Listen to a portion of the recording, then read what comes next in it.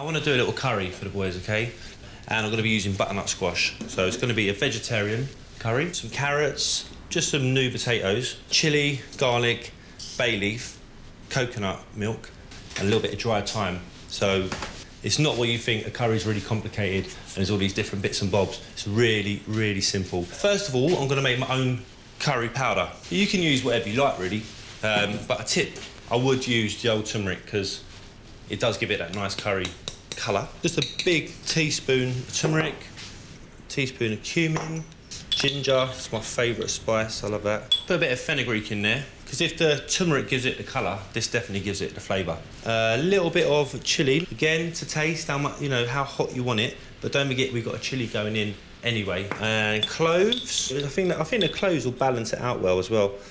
Nice bit of nutmeg. You can use the powdered stuff, but I think it's better to use fresh nutmeg. It's quite a moist spice. So once it's dried out, you lose a lot of the flavour. So a bit of saffron, not too much saffron now, just a little bit. It's quite powerful and very expensive. Look at the colour. You've already got that curry powder colour already. Make sure those cloves are pounded up. There you go, there's your curry powder. It smells fantastic. And that's it, simple, done. This is a little tip from my mother-in-law. If she has a takeaway, she'll keep all these little bits and bobs. I'm gonna show you exactly what she does. Right, so butternut squash.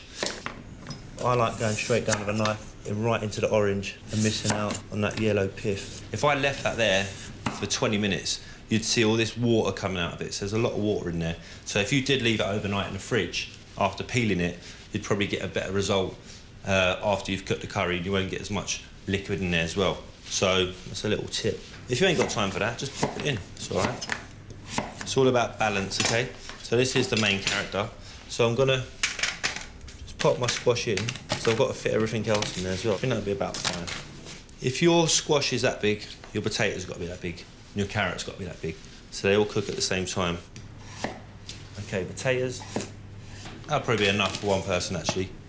Carrot, you want it quite chunky.